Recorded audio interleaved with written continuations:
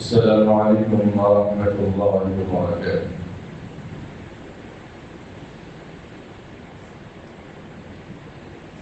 الحمد لله نحمده ونستعينه ونستغفره ونؤمن به ونتوكل عليه ونعوذ بالله من شرور أنفسنا ومن سيئات أعمالنا.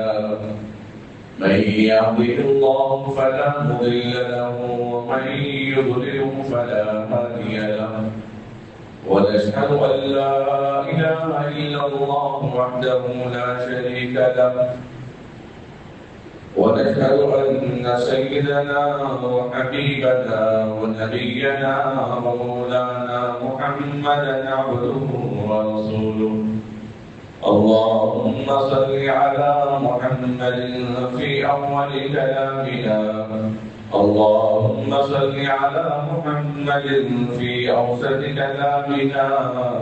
اللهم صل على محمد في آخر كلامنا.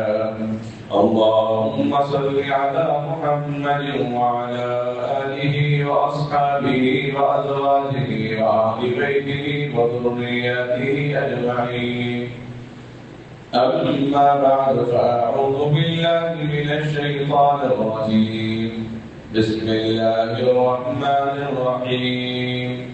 شهر رمضان الذي أنزل فيه القرآن هدى للناس وبينات من الهدى والفرقان. أما بعد فقد قال الله تبارك وتعالى في القرآن العظيم: قم الليل إلا قليلا نصفه أو انقص منه قليلا أو زد عليه ورتل القرآن ترتيلا. أما بعد فقد قال النبي صلى الله عليه وسلم: خيركم من تعلم القرآن وعلمه. صدق الله مولانا العظيم وصدق رسوله النبي الكريم. نحن على ذلك من الشاهدين لمن الشاكرين والحمد لله رب العالمين. محترم ومكرم وقابل قدر ملت اسلامیہ کے ہونہار نوجوانوں، قوم ملت کی رہبری کرنے والے بڑے حضرات، اللہ رب العزت نے مجھے اور آپ کو ابھی اس موقع پر، اس حال میں، اس وقت پر جو نعمتیں عطا فرمائی ہیں وہ گراں قدر نعمتیں ہیں۔ اللہ کا شکر ہے جس نے ہمیں تراویح جیسی نعمت عطا فرمائی۔ اللہ کا شکر ہے جس نے ہمیں قرآن جیسی دولت عطا فرمائی۔ اللہ کا شکر ہے جس نے ہمیں سحری کی برکت عطا فرمائی۔ اللہ کا شکر ہے جس نے ہمیں روزے جیسا قرب عطا فرمایا۔ اللہ کا شکر ہے جس نے ہمیں افطار کی وہ لذتیں، وہ دعائیں، وہ سنہرا موقع اللہ نے عطا فرمایا۔ اس خدائے رب الجلال کا شکر ہے جس نے تہجد کا ذلیل موقع سحری کے بہانے کم از کم 2 رکعت تہجد کی نماز پڑھنے کی توفیق عطا فرمائی۔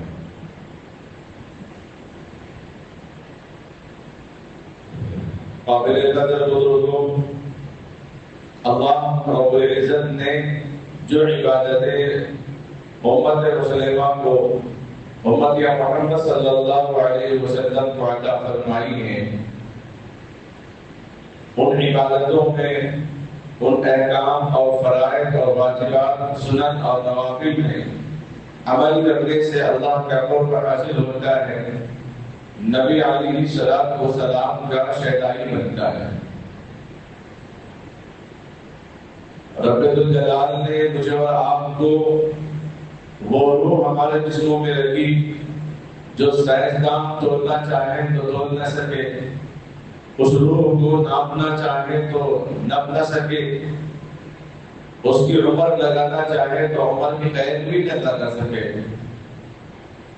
جس کا وزن دیکھنا چاہے تو دیکھ بھی نہ سکے، جس کو قرآن نے کہا قُلِ الرُّوحُ مِنْ أَمْرِ رَبِّي وَمَا أُوتِيتُم مِّنَ الْعِلْمِ إِلَّا قَلِيلًا، وہ روح جو اللہ کے حکم سے آتی ہے، وہ روح جو اللہ کے حکم سے جاتی ہے، وہ روح وہ کب آئے گی کب جائے گی نہ ماں کو معلوم ہے، نہ باپ کو معلوم ہے، نہ فرشتوں کو معلوم ہے، اللہ کو معلوم ہے، اور اللہ جب تک فرشتوں کو اطلاع نہیں دیتے فرشتوں کو بھی نہیں معلوم ہے۔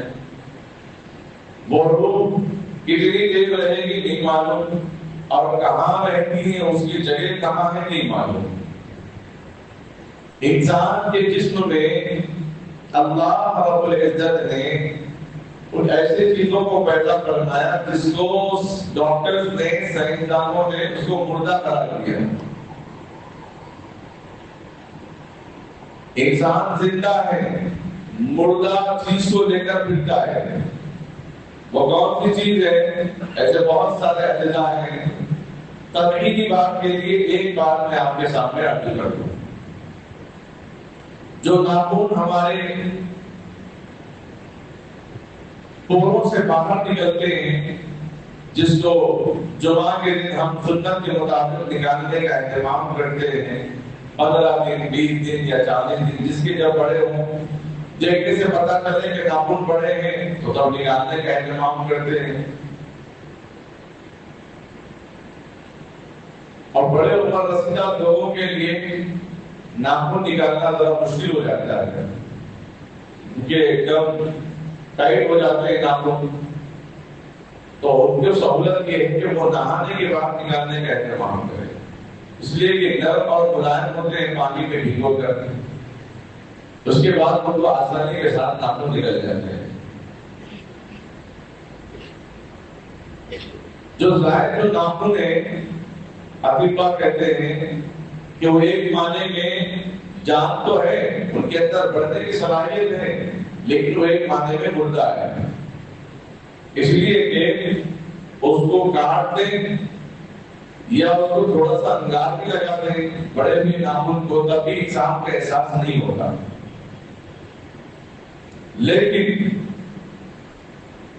کرتے ہوئے ذرا ناخن کے اندر حصے میں اگر پہنچ جائے تو فوراً زبان سے آواز اور دماغ مچل جاتا ہے، یعنی ان ناخنوں کے تعلق کو بھی اللہ نے دل و دماغ سے، جسم کے ان سے کرنے والے کو تعالیٰ نے رکھا ہے۔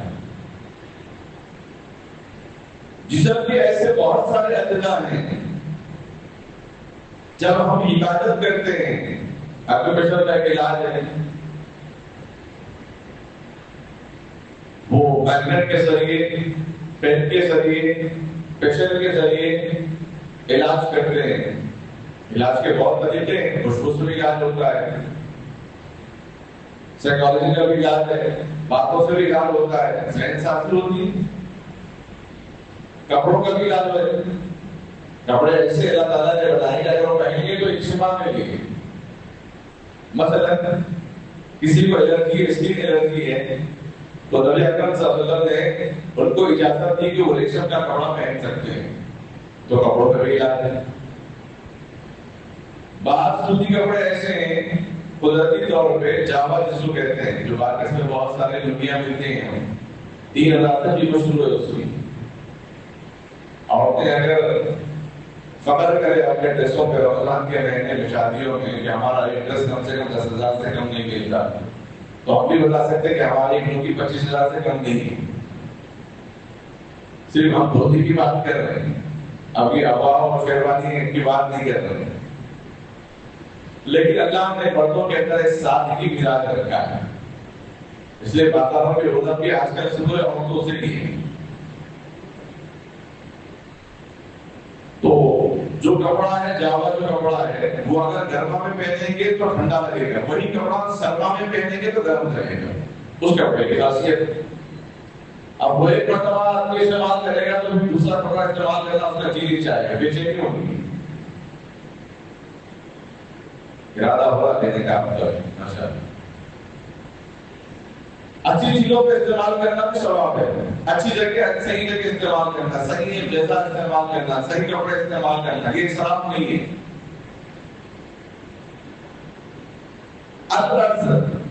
کپڑوں میں علاج ہے، خوشبو میں علاج ہے، باتوں میں علاج ہے، صاف صفائی کا نظریہ جو ہوتا ہے اس میں بھی علاج ہے۔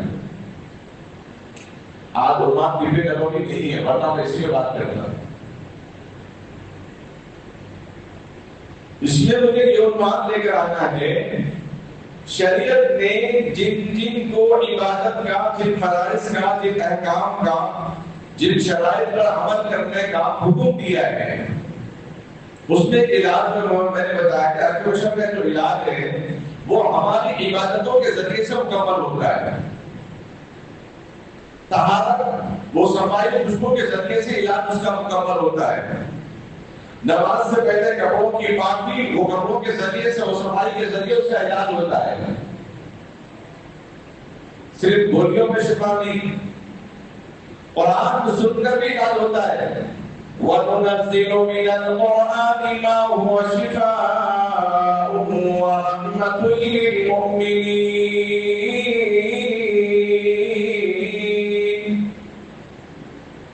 قرآن میں ہم نے شفا رکھا ہے۔ بہت سارے مریض کینسر کے مریض ہیں، بہت سارے صحت کے مریض ہیں، جادو کے مریض ہیں، قرآن سنتے سنتے ان کا علاج ہو جاتا ہے۔ ذہن تیز نہیں ہے، وہ دعا پڑھنے رب اشرح لی صدری ویسر لی امری واحلل عقدۃ من لسانی یفقهوا قولی۔ زبان پہ لغت ہو، کوئی بات دل میں یاد نہ رہتی ہو تو قرآن نے کہا کہ مجھے پڑھو، میں تمہارے ذہن کو مضبوط اور قوی بناؤں گا، میموری کو پاورفل بناؤں گا۔ قرآن کہتا ہے تم مجھے پڑھو، میں تمہیں شفا دوں گا۔ الذي خلقني فهو يهدين والذي هو يطعمني ويسقين وإذا مرضت فهو يشفين۔ ابراہیم علیہ السلام کی دعا ہے، اللہ سے دعا مانگ رہے ہیں اللہ مجھے سیدھا راستہ بھی دے۔ زندگی کبھی ڈاپ ڈول ہو رہی ہے، ادھر ادھر ہو رہی ہے، خلل ملل ہو رہی ہے، تو قرآن کہتا ہے مجھے پڑھو میں تمہیں سیدھا راستہ دکھاؤں گا۔ ذہنی سکون نہیں ہے، قرآن کہتا ہے هو الاول والآخر والظاہر والباطن وهو بكل شيء علیم۔ تم مجھے پڑھو، اس خدا کو یاد کرو جس کی ذات، جس کا وجود اول سے بھی ہے آخر سے بھی ہے، جس کی نظر باطن پہ بھی ہے ظاہر پہ بھی ہے، وہ ہر چیز پر قدرت رکھنے والا ہے۔ تو مجھے پڑھو، تمہارے ذہن کے وسوسے کو میں دور کر دوں گا۔ قرآن میں ذہن سے لے کر قبر کی مٹی تک، حشر کے میدان تک کا علاج اللہ نے رکھا ہے۔ مرے ہوئے مردے کا کوئی علاج نہیں کر سکتا، لیکن قرآن کرتا ہے۔ مرے ہوئے مردے کا کوئی علاج نہیں کر سکتا، آپ زندہ ہے کہہ کر وینٹیلیٹر پہ رکھ کے پیسے لے سکتا ہے، آکسیجن کی ہوا اندر پش کر کے انہیں بتائے کہ وہ سانس لے رہا ہے۔ ایسے تین دن ایک ہفتہ ہم لوگوں پر رکھ کے پیسے لوٹنے والے لوٹتے رہے۔ اس میں بھی بدلہ ہے، بہت سارے فون آتے ہیں لطیف صاحب کیا کرنا، والدین کی محبت ہے، ڈاکٹرز کہہ رہے ہیں وینٹیلیٹر پہ رکھیں گے تو باحیات رہیں گے ورنہ نہیں رہیں گے، چلے جائیں گے۔ اب اس میں دو چیزیں، اس کا ایک ہی علاج ہے تو گھر پہ لا کے وینٹیلیٹر پہ رکھ لیں آکسیجن ڈالا کر، اگر نہیں ڈاکٹر کہے کہ انشاءاللہ اس کے ذریعے سے چند مہینے بھی باحیات رہ سکتے ہیں، چند سال میں زندگی مل سکتی ہے تو ٹھیک ہے، اگر آپ کے پاس رقم وغیرہ ہے تو آپ اس کو جاری رکھیں۔ بالکل رقم آپ کے پاس موجود نہیں ہے، قرض حسنہ بھی آپ کو نہیں مل رہا ہے تو صرف گھر پہ آکسیجن پہ رکھتے ہیں، ادھر جب تک باحیات رکھنا ہے باحیات رکھیں۔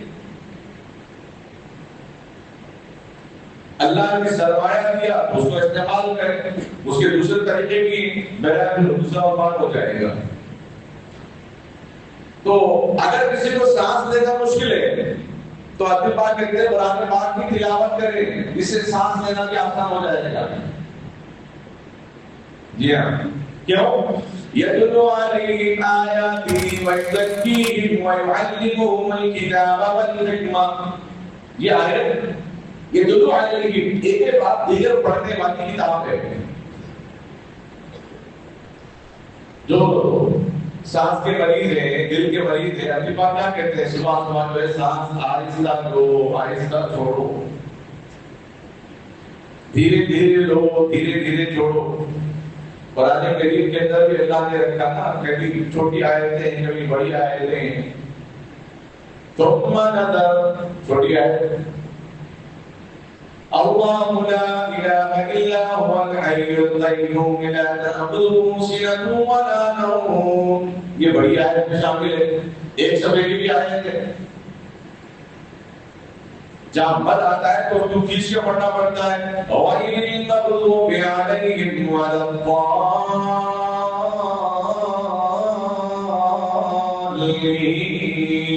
ابھی بات کہتے ہیں کس طریقے سے آواز نکالتے ہیں، جیسے سانس کی نالیاں صاف ہوتی ہیں. یہ کس میں؟ قرآن کی تلاوت میں.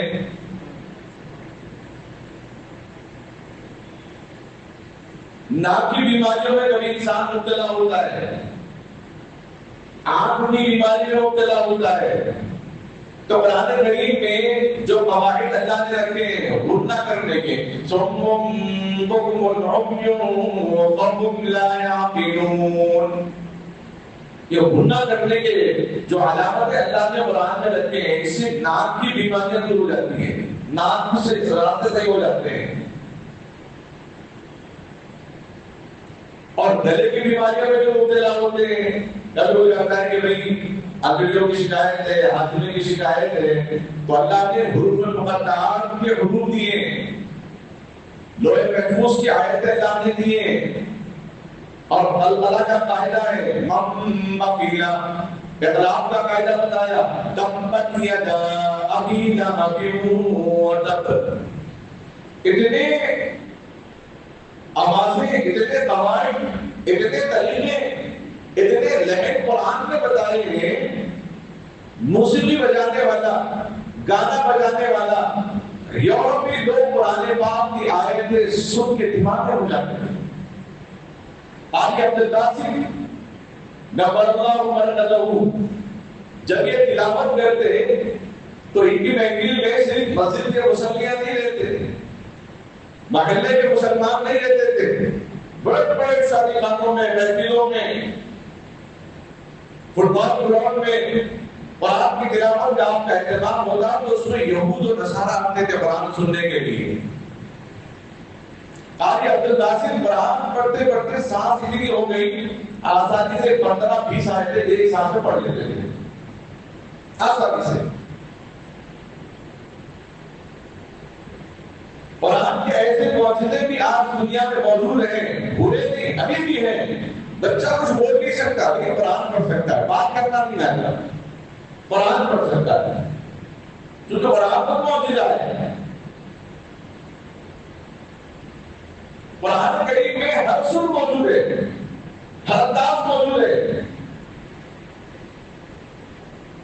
ہر لہن اللہ نے قرآن میں بیان فرمایا ہے. اب پڑھنے والا اس کو انداز میں پڑھے. وَرَتِّلِ الْقُرْآنَ تَرْتِيلًا، اور آپ کو ترتیل سے تلاوت کرنا، غور سے پڑھنا، سکون سے پڑھنا، ٹہل ٹہل کر پڑھنا، جیسا اللہ نے حکم دیا، وقفہ کر کے پڑھنا، کبھی سجدہ کر کے پڑھنا. کَلَّا بَلْ رَانَ عَلَىٰ قُلُوبِهِم مَّا كَانُوا يَكْسِبُونَ. وہ سجدہ دے رہے، جھٹکا دے رہے، پھر کیا ہوا؟ گلا صحیح نہیں ہے، گلا جھٹکا ایسے بات نکالنا پڑ رہا ہے. اللہ کا قاعدہ قرآن نے بیان کیا، قُلْ هُوَ اللَّهُ أَحَدٌ. احد حق یہ بات گلے کی طرح سے پیدا ہو رہی ہے. ادنائے حلق، اقصائے حلق، ان جگہوں سے ہا اور عین کی آواز نکالنا ہے، اور سینے سے آواز آپ کو نکالنا ہے ہا. حمزہ یہ ہوا ملے سامنے اگر کسی کے اوپر رکھے تو آپ کے ہاں پڑھنے میں ہوا نکلے اور پیپر ہلے تب نہیں پتہ چلا ہوتا ہے. اسے اطباء کہتے ہیں کہ اندریوں کی جو بیماریاں ہیں نا اس سے ختم ہو جاتی ہیں. یعنی الف سے یہاں تک ایسے حروف اللہ نے قرآن کریم کے اندر بیان فرمائے کہ آدمی بیٹھے بیٹھے قرآن تجوید کے ساتھ پڑھتا ہے تو پیٹ کا اور گلے کا ایکسرسائز ہو جاتا ہے. اللہ نے قرآن کریم کے اندر وہ خوبیاں رکھی ہے، اس لیے اس کو زندہ معجزہ کہا.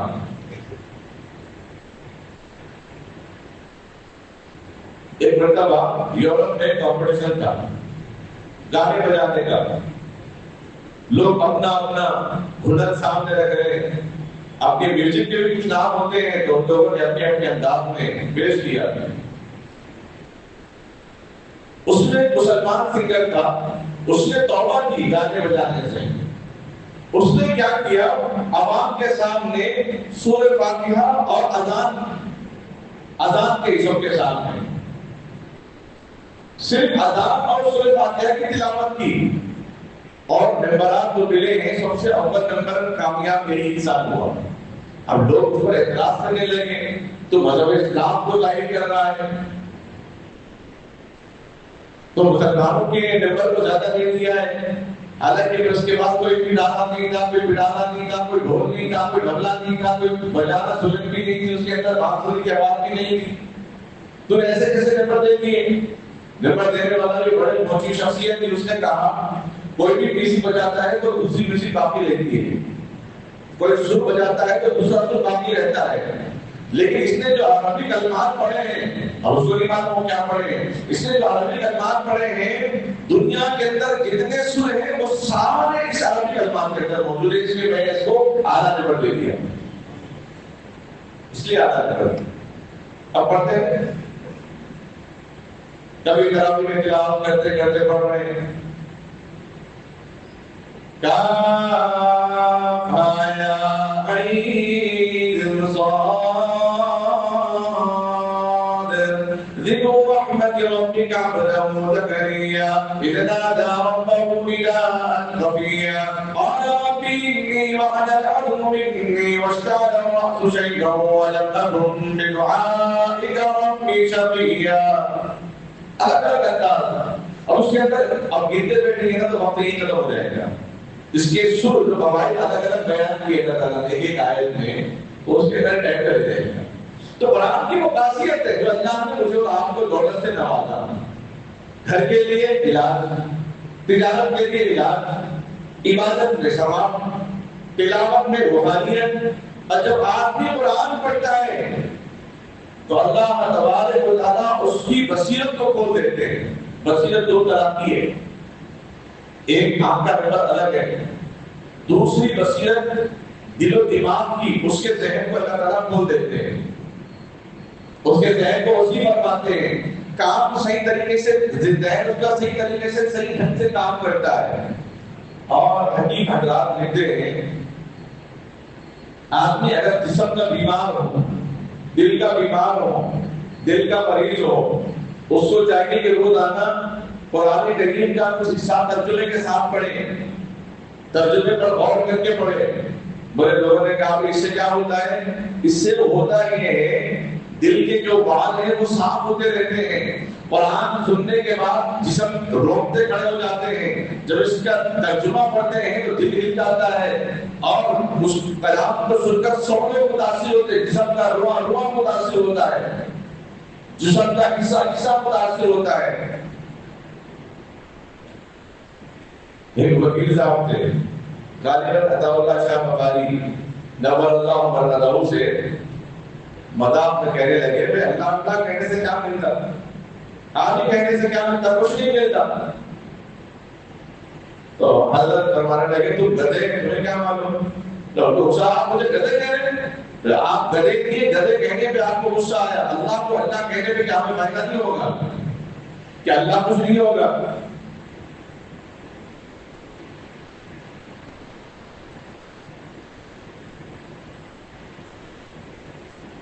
تو ترجمہ پڑھنے کی وجہ سے جسم متاثر ہوتا ہے.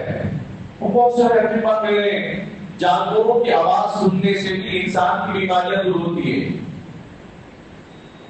وہ جب پڑھا دیتا ہے انسان جب اس کی آواز کو سنتا ہے ایک پھٹی اس کے اندر پیدا ہو جاتی ہے، ایک بشاشت پیدا ہو جاتی ہے، ذہن اس بات کی طرف اعلان کرتا ہے کہ ہاں مجھے عصر اور آج کے لیے تیار ہونا ہے کام کرنے کے لیے، ہاں میرے وقت کا آغاز ہو چکا ہے، صرف وہ بات دے رہا ہے۔ بلی اگر میاؤں میاؤں کہتی ہے، ہم تو اگر بلی آواز کر رہے نہیں، اس بلی کے آواز کرنے کی وجہ سے تو ہمارے جسم کے جو آپریشن ہے وہ صحیح جگہ اور صحیح حرکت پہ آ جاتے ہیں۔ کبھی کبھی بلی کے لاڈ و پیار کی وجہ سے انسان ٹینشن سے دور ہو جاتا ہے۔ کبھی کسی جانور سے جو انسان پیار کرتا ہے، اس کو اپنا قریب کرتا ہے، تو اس کی وجہ سے بعض مرتبہ اس کی بیماریاں ختم ہو جاتی ہیں۔ کس میں علاج نہیں ہے؟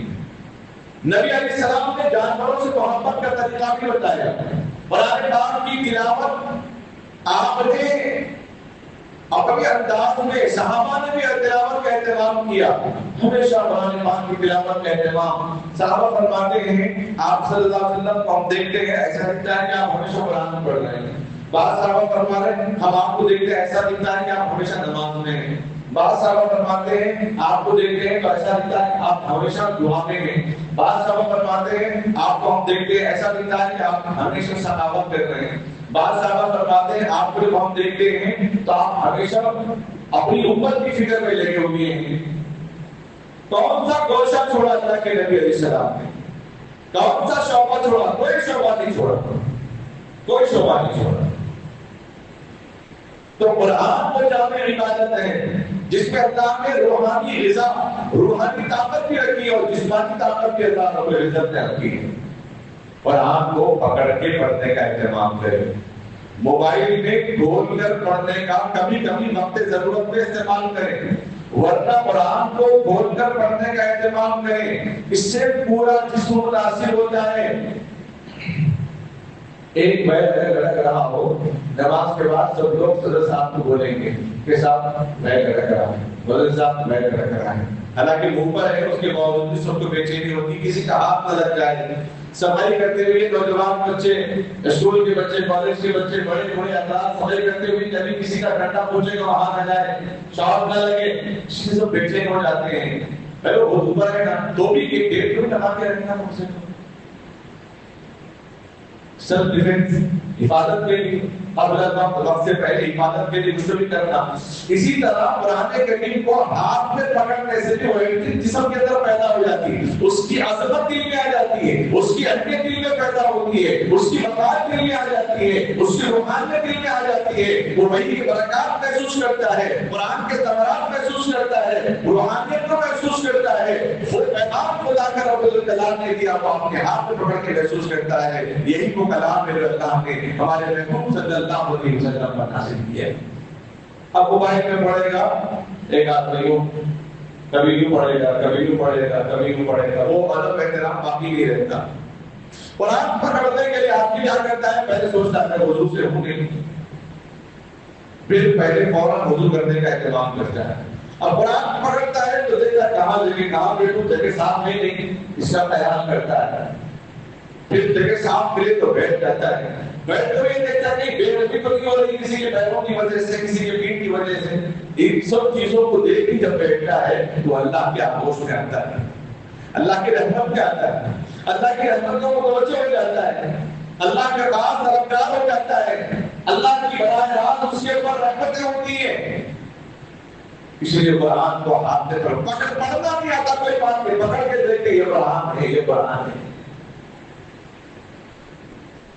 آج کل جانور بلی اور جو ہے بندر وغیرہ بھی فون چلانا نہیں آتا ہے، بار بار ہاتھ مار کے دیکھتے، کچھ تو ہے یہ جو لوگ دیکھ رہے ہیں، اس کے پیچھے دیوانے پڑے ہوئے ہیں، کچھ تو ہے یہ۔ آج کل جانوروں کی ویڈیو جو ہے بہت وائرل ہو رہے ہیں، لوگ متاثر ہو رہے ہیں اور آنکھیں نم ہو رہی ہیں۔ جاپان کے اندر ایک پنچ جو بندر کا ایک چھوٹا سا بچہ جس کے ماں نے اس کو چھوڑ دیا تھا، کوئی اپنانے کو تیار نہیں تھا، اس کی ویڈیو اتنی وائرل ہوئی، لوگ متاثر ہو رہے ہیں۔ جانور کو دیکھ کر متاثر ہونے والی انسانیت فلسطین کے وہ معصوم بچے اور معصوم بچوں کی مائیں دنیا میں نہیں ہیں، ان کے باپ دنیا میں نہیں ہیں، رہنے کے لیے گھر بھی نہیں ہے، نہ فرش ہے نہ چھت ہے ان کے لیے، کھانے کے لیے سامان میسر نہیں ہے، پہننے کے لیے کپڑا میسر نہیں ہے، لیکن ان ظالم قوموں کے دل متاثر نہیں ہو رہے ہیں۔ قیامت کی نشانی میں سے نشانی، انسانیت کا پیغام تو سمجھ میں نہیں آ رہا، جانور کا پیغام سمجھ میں آ رہا ہے۔ محبت کرنا اللہ کے نبی علیہ السلام نے تعلیم دی ہے۔ ایک چینٹی اپنے مرے ہوئے بھائی کو بے یاد مددگار نہیں چھوڑتی جب تک اس کے اوپر مٹی نہ ڈالے، وہ بہت نہیں بناتی مگر بلوں پہ لے جا کے رکھتی ہے یا اس کے اوپر مٹی ڈالتی ہے۔ چینٹیوں کے اندر اجتماعیت، اتحاد اگر ہے تو اس کے اندر اور شہر کی مکھیوں میں، بعض پرندوں میں اور جانوروں میں بھی ہے۔ دنیا کی ساری مخلوقات میں اللہ نے اجتماعیت کو رکھا، کتے کے اندر نہیں رکھا ہے۔ کتے کے اندر اجتماعیت اللہ نے نہیں رکھا، وہ اپنے علاقے کو ہی پسند کرتا، دوسرے علاقے کو پسند نہیں کرتا۔ جو آج کل ہو رہا ہے، کوئی مسلمان کو نماز پڑھتے ہوئے دیکھ رہے ہیں پسند نہیں کر رہے، وہ اس کی اپنی زمین میں، اپنے کالج میں، اپنے اسکول میں پڑھ رہا تو بھی پسند نہیں کر رہے۔ اتنی ذہنیت، تعصبیت بھری ہوئی آج کل لوگوں کے اندر، غیر مسلموں میں، ان کا قصور نہیں ہے۔ جن لوگوں نے ان کی ذہن سازی کی، جن لوگوں نے ان کے ذہن کو خراب کیا، وہ ان کا قصور ہے۔ جو اپنی سیاست کو چمکانے کے لیے، جو اپنی نام کو بڑھانے کے لیے، جو اپنے نام کو کمانے کے لیے، ٹیارپی بڑھانے کے لیے ان لوگوں نے مسلمانوں کا سہارا دیا ہمیشہ۔ اب بہت سارے تنظیمیں کہہ رہے ہیں اس موقع پر کوئی بھی مسلمان پہ حملہ ہو، ان کی کتابوں کی بے حرمتی ہو، مسجدوں کی بے حرمتی ہو، درگاہوں کی بے حرمتی ہو، ان ویڈیو کو وائرل مت کیجیے، زمینی سطح پر اس کا ایکشن لیجیے، چل کر اس کا ایکشن لیجیے کہ اس نے ایسا کیوں کیا۔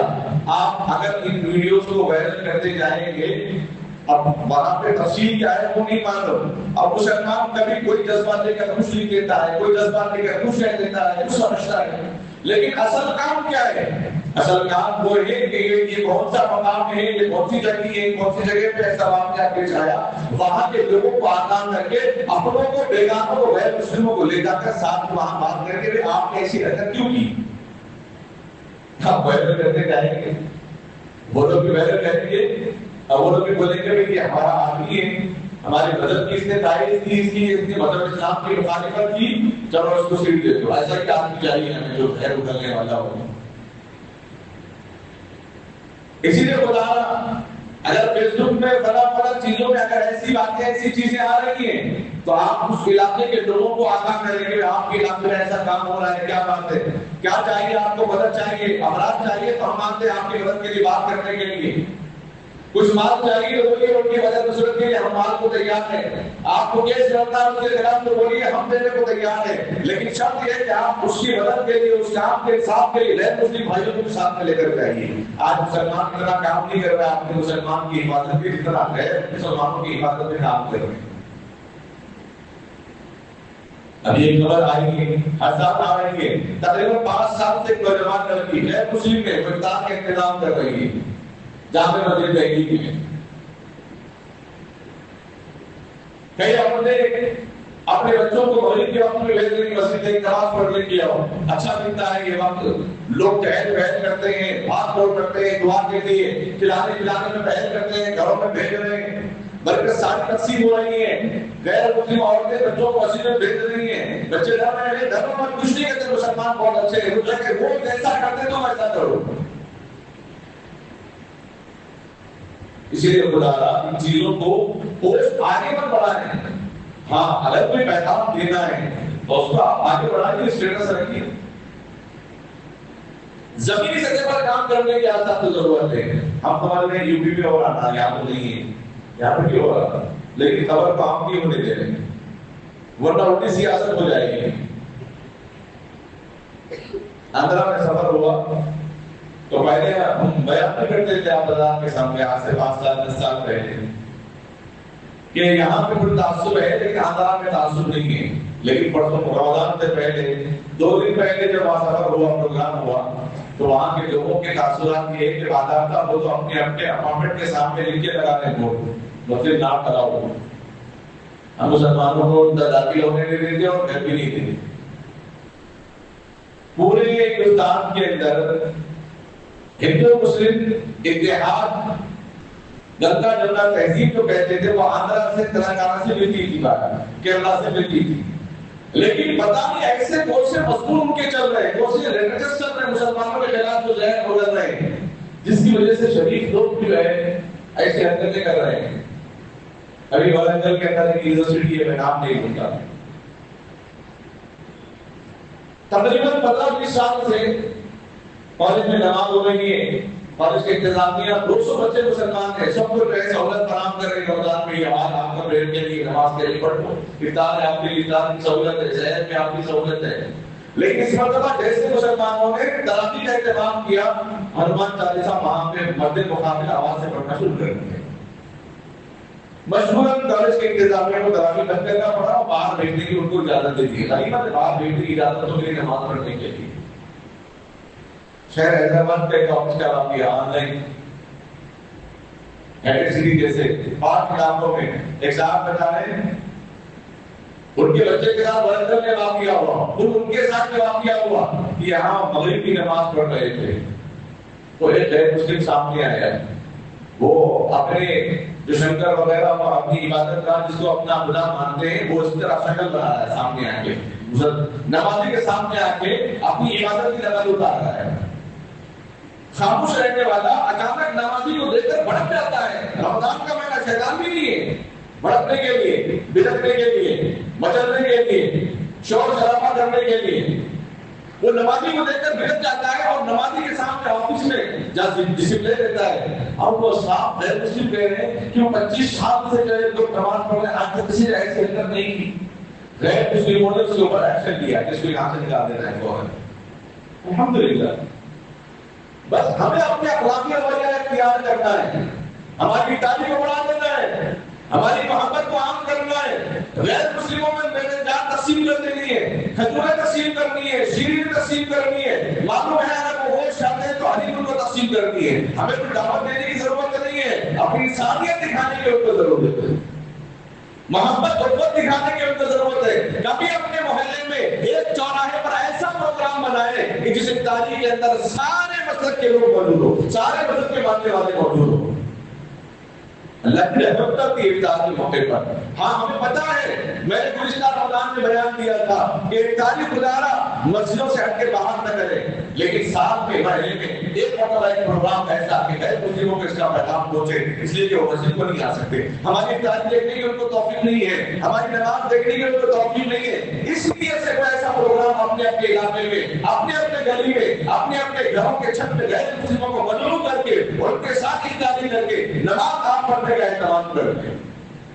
رمضان کا مہینہ ہے, شیطان کی دخل اندازی نہیں ہے, وسوسے کا کوئی خیال نہیں ہے شیطان کی طرف سے.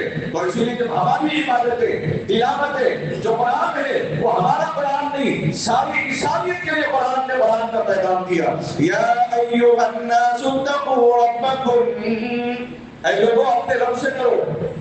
یا ایھا الناس اتقوا ربکم الذی خلقکم من نفس واحدہ, اے لوگوں اپنے رب سے ڈرو جس نے ایک جان سے تم کو پیدا کیا. آدم سے ساری ذریت کو پیدا فرمایا, آدم سے ساری انسانیت کو پیدا فرمایا, آدم حوا سے جوڑے اللہ نے بنائے, پھر وہاں سے اللہ نے رجالا کثیرا ونساء واتقوا اللہ الذی تساءلون بہ والارحام, مرد اور عورتوں کی نسل تعداد اللہ نے پیدا فرمائی. یہ ساری دین کی اثر ہے. آپ اپنے آفس میں ملازمت کر رہے ہیں, اپنے مسلمان لوگوں کو جمع کیجیے, بولے کہ ہم غیر مسلموں کے افطار کی دعوت دیں, اس نیت سے کہ ہماری برکات, ہمارے ثمرات, انوارات, اجتماعیت کو دیکھ کر ان کے اندر اسلام کی محبت پیدا ہو جائے. اس نیت سے ہم دیں گے. اپنے اپنے علاقے میں, اپنے اپنے محلے میں, اپنے اپنے اسکول اور کالجوں میں جہاں ماحول بن سکتا ہے, بڑوں کی رہبری ہے نا. ایسا نہیں کہ آپ بیان سن لیے نوجوان بولے چلو ہم شروع ہو جائیں گے, نہیں, غلط بات ہے. آدمی بڑا بھی ہو تو اس کو تجربہ چاہیے، اور تجربہ کبھی کبھی علم سے آتا ہے، کبھی عمر سے آتا ہے، کبھی علم ہوتا ہے لیکن تجربہ نہیں ہوتا، کبھی تجربہ ہوتا ہے لیکن علم کا طریقہ نہیں ہوتا۔ اس لیے علم والے اور تجربے والے جب دونوں مل کے بیٹھ کے کام کریں گے تو مسجد کا انتظامیہ الحمدللہ جیسا دیکھیں ویسے الحمدللہ ہر جگہ ماحول پیدا ہوتا ہے۔ اس لیے وہاں بھی آپ تعلیم کا قدر کرتے ہیں، ورنہ کیا ہوتا ہے لوگ بڑے پیمانے کا انتظام کرتے ہیں، ہفتے کے بعد نوجوان الحمدللہ درست میں آئے پورا بڑا انتظام کرتے افطار کا، غیر مسلموں کو بھی بلائے، صرف یہ سارے مذہب کے لوگ سب موجود ہیں، اب نماز کی بات ہے تو مائک نہیں، اب اتنا بڑا مجمع ہے، قرأت کی آواز پہنچانا ہے مائک میں، تکبیر کی آواز پہنچنا ہے، دعا کی آواز پہنچنا ہے، مائک نہیں ہے، مائک نہیں، ہاں یہ ہوگی انتظام نہیں ہو سکا۔ اگر آپ ایک کو ساتھ میں لے کر مشورہ کرتے تو پورا طریقہ بتا دے گا۔ اس دعا کے ذریعے سے ان کے اندر ایک پیغام پہنچتا کہ دعا میں کیا مانگ رہے ہیں، ہندوستان کی سالمیت کی دعا مانگ رہے ہیں، ہندوستان کی بقا کی دعا مانگ رہے ہیں، ہندوستان کی حفاظت کی دعا مانگ رہے ہیں، ہندوستان کے مجاہدین کے حق میں دعا مانگ رہے ہیں، ہندوستان میں امن و شانتی کی دعا مانگ رہے ہیں، ان کو پیغام مل جانا۔ اس لیے یہی پروگرام اگر کرنا ہے اہل علم سے یا مسجد کے جو ذمہ دار افراد ہیں، تجربے کار لوگ ہیں، ان سے مشورہ لیں، قرآن پاک کی تلاوت سن کر جانور متاثر ہو رہے ہیں، ویڈیو بہت نظر ہو رہی ہے، گائے جو ہے یوپی کے علاقے کے اندر مسلسل 6-7 دن سے تراویح مکمل کھڑے ہو کے سن رہی ہے، دوپہر مسجد میں دوپہر مسجد کے باہر، آنے جانے والے کوئی کچھ نہیں کہہ رہے ہیں بلکہ اس کے لیے افطاری کا انتظام کر رہے ہیں۔ ہم بھی اپنی افطاری کے بعد جو بچے کے چیز جو فروٹ کے چھلکے وغیرہ ہیں جن کے پاس جانور ہے وہاں بھیجنے کا اہتمام کر لیں، قریب قریب اگر سہولت ہے تو قرآن ایک بہت بڑی دولت ہے، اور روزہ بھی ایک بہت بڑی دولت ہے، اور نماز تراویح ہمارے لیے ایک ورزش ہے۔ نماز تراویح بہت بڑی جامعیت اور عبادت ہے۔ دیکھیے میں کسی کی مخالفت نہیں کرتا، لیکن چند سوالات آپ کے ذہن میں ڈالوں گا، آپ اس کا جواب تلاش کر کے اگلے جمعہ تک مجھے بتا دینا۔ اللہ کے نبی صلی اللہ علیہ وسلم نماز تراویح پڑھ رہے ہیں، 3 دن آپ نے لگاتار پڑھنے کا اہتمام کیا، صحابہ بھی پڑھ رہے ہیں، اس کے بعد چوتھے دن صحابہ انتظار کرتے رہے یہاں تک کہ فجر کا وقت بھی ہو گیا، اللہ کے نبی علیہ السلام نہیں آئے، تو صحابہ نبی علیہ السلام نے کہا کہ مجھے معلوم ہے تم لوگ آئے ہوئے ہو، میں اس لیے نہیں آیا، اگر میں اس کو بھی پسند کرتا باضابطہ تراویح کو پھر میری امت پر یہ نماز بھی فرض ہو جائے گی، اسی لیے میں اپنے گھر میں پڑھنے کا اہتمام کر لیا۔ اب صحابہ پڑھ رہے ہیں، اللہ کے نبی علیہ السلام پڑھ رہے ہیں، جماعت کیوں نہیں بنائی گئی؟ نبی علیہ السلام کو ڈر تھا کہ امت پر فرض نہ ہو جائے، نبی علیہ السلام دنیا سے پردہ فرما گئے، ابو بکر رضی اللہ تعالیٰ عنہ تراویح کا اہتمام کر رہے ہیں 20 رکعت، حضرت عمر رضی اللہ تعالیٰ عنہ 20 رکعت تراویح کا اہتمام کر رہے ہیں، اس دیکھا مسجد میں حضرت جماعت کے بن کے تراویح کی تلاوت ہو رہی، تراویح کو قرآن پڑھ رہے ہیں، اللہ کے نبی علیہ السلام نے قرآن کو مکمل تراویح پڑھنا سنت قرار دیا، حضرت جماعتیں بن رہی ہیں۔ آج مسجد میں ایک نماز ہونے کے بعد اور ایک جماعت اگر بن جائے جو دیر سے آئے تو آپ کیا بولیں گے؟ بھائی یہ کیا طریقہ بنائے اس میں اور ایک جماعت بنا دی ہے؟ ہاں مسجد اگر چھوٹی ہو، لوگ پڑھنے والے زیادہ ہو تو 3 یا 10 جماعتیں بنا سکتے ہیں، لیکن روزانہ جو 5 جماعتیں ہو رہی ہیں اس کی 2 جماعتیں بنا سی رہی ہے نا، نماز پڑھنے کے لیے اور ایک جماعت آپ بنا رہے ہیں۔ عمر رضی اللہ تعالیٰ نے فرمایا کہ یہ کیا طریقہ لگا رکھا، اس کے بعد سارے صحابہ کو جمع کر کے متفقہ طور پر 20 رکعت تراویح کا اہتمام اب مکہ مدینہ منورہ میں بھی آج تک ہو رہا ہے۔ حضرت عمر رضی اللہ تعالیٰ 20 رکعت نماز تراویح روزانہ باجماعت پڑھ رہے ہیں، ہم غلط ہے، لیکن کیا عمر رضی اللہ تعالیٰ غلط ہو سکتے؟ ہمارے دلائل اگر غلط ہے تو کیا عمر رضی اللہ تعالیٰ کا عمل غلط ہو سکتا ہے؟ وہ عمر جن کے بارے میں قرآن پاک کی آیتیں نازل ہوئی، وہ عثمان جن کے بارے میں نبی علیہ السلام نے فرمایا عثمان وہ ہے جن سے فرشتے کے حیا کرتے ہیں، عثمان رضی اللہ تعالیٰ نے 20 رکعت تراویح پڑھی۔ آپ پوچھیں محدثین سے جو بحث و مباحثہ کرنا چاہتے ہیں، ہمیں بحث نہیں کرنا ہے، ہمیں تو یہ بتائیے عمر رضی اللہ تعالیٰ نے کتنے رکعت تراویح پڑھی، عثمان غنی رضی اللہ تعالیٰ نے کتنے رکعت تراویح پڑھی، حضرت علی رضی اللہ تعالیٰ نے کتنے رکعت تراویح پڑھی، حضرت حسن حسین رضی اللہ تعالیٰ نے کتنے رکعت تراویح پڑھی ہے؟ سب یہ کہ 20 رکعت پڑھی ہے، 20 رکعت پڑھی ہے، 20 رکعت پڑھی ہے۔ مطلب صحابہ کو بات سمجھ میں آ رہی، اور ہم جو بات بتا رہے ہیں کہ وہ صحابی والی بات نہیں ہے، خدا نہ 20 رکعت تراویح پڑھنے کا اہتمام کریں. اس لیے کہ صحابہ متفقت اور 20 رکعت حضرت رضی اللہ عنہ فرماتے ہیں کہ نبی علیہ السلام کی پسندیدہ نماز تھی نماز تراویح. نماز تراویح اور قرآن جب دونوں ملتے ہیں نا روحانی پیدا ہوتی ہے. نماز بھی جسمانی علاج روحانی علاج اور قرآن پاک بھی روحانی علاج جسمانی علاج. اس قرآن اور نماز کے ذریعے سے اللہ رب العزت بندے کو گناہوں سے دھو کے باہر نکالتے ہیں. بندہ گناہوں سے دھل کے باہر نکلتا ہے. وہ سجدے میں جانا قرآن پاک کے اندر سجدے کی آیت ہے. آئی سجدے کی آیت ہے مسجد میں تراویح میں سجدے کی آیت کیوں آتی ہے؟ جو قرآن پڑھتے جاتا ہے بندہ پڑھتا رہتا ہے پڑھتا آتا ہے. الحمدللہ الذی انزل علی عبدہ الکتاب ولم یجعل له عوجا قیما لینذر بأسا شدیدا من لدنہ ویبشر المؤمنین الذین یعملون الصالحات. پڑھتے جب سجدے کی آیت آئی اگر میں سجدہ پڑھوں آیت اس لیے پڑھ رہا ہوں کیونکہ آپ کے اوپر سجدہ واجب ہو جاتا ہے. اس کے بعد اگر آپ نہیں کریں گے تو گناہ ہو جائے گا. سجدے کی آیت آتے حکم ہوا کہ فوراً سجدے میں جاؤ. قرآن پڑھنے والا اللہ سے کلام کرتا ہے اللہ سے باتیں کرتا ہے. یہ صفت اللہ نے انبیاء کو عطا فرمائی جو اللہ کا نبیوں کا باضابطہ تعلق ہوتا تھا کلام کے اندر. اس لیے کہ موسیٰ علیہ السلام کو کریم اللہ کہا گیا ہے. قربان جاؤ نبی اکرم صلی اللہ علیہ وسلم کی امت پر اللہ نے ہر امتی کو یہ شرط عطا فرمایا کہ قرآن پڑھتا جا اللہ سے بات کرتا جا. قرآن پڑھتا جا وحی کے سبق کو دہراتا جا. قرآن پڑھتا جا وحی کے پیغام کو لیتا جا. قرآن پڑھتا جا وحی کے برکات ثمرات انوارات کو لیتا جا. جب بندہ قرآن پڑھتا ہے تو وہ وحی کے کلام کو پڑھ رہا ہے اللہ اس کو سن رہا ہے. رکعت رضی اللہ تعالیٰ کو نبی علیہ السلام نے فرمایا رکعت قرآن پڑھو. اللہ نے حکم دیا. آپ رضی اللہ کو فرماتے ہیں یا رسول اللہ اللہ نے حکم دیا. ہاں اللہ نے حکم دیا تو قرآن پڑھو. وہ رو رہے ہیں کہ اللہ حکم دیا مجھے قرآن پڑھنے کا.